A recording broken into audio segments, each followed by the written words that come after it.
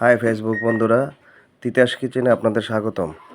আমাদের এই যে দেখেন ব্রয়লার মুরগি, যারা ব্রয়লার মুরগি বিরিয়ানি পছন্দ করেন তাদের জন্য আজকের এই রেসিপি।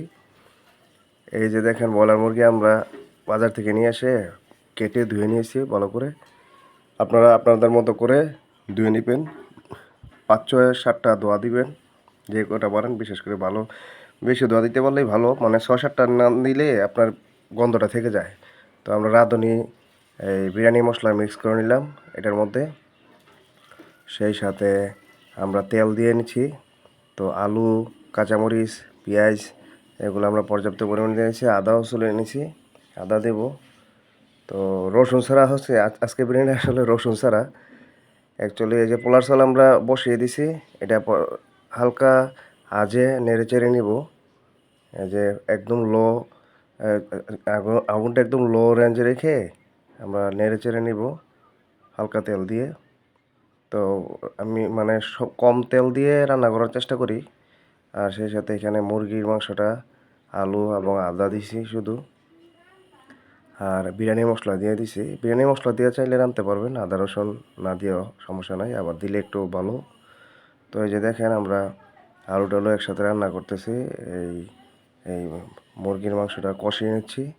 সেই সাথে আমরা 1 কেজি চালে 1.5 কেজি মাংস, সেইখানে আমরা পানিও বসিয়ে দিয়েছি 2 লিটার।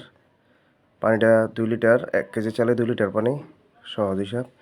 আর বাদামি কালার হওয়ার আগ পর্যন্ত, হালকা লালচে কালার হওয়ার আগ পর্যন্ত আপনার এই চালটা ভালো করে ভেজে নিব।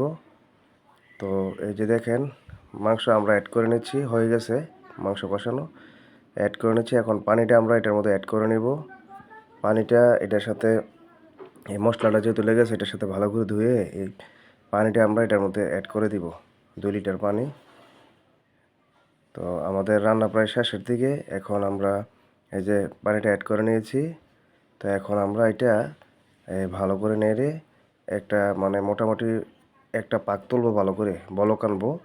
একবার বলক আনার পরে দমে দিয়ে দিব আমরা। তো ভালো করে নেড়ে চেড়ে নিচ্ছি, আর কাঁচামরিচটা সে সাথে দিয়ে দিচ্ছি।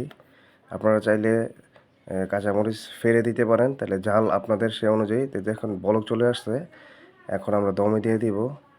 এই যে দেখেন হালকা একটু নাড়াচাড়া করে নিই, হালকা একটু নাড়াচাড়া করে তারপর আমরা এখন দমে দিয়ে দিব। তো আমাদের বিরিয়ানি প্রায় হয়ে গেছে, এখন দমে দেওয়ার পালা।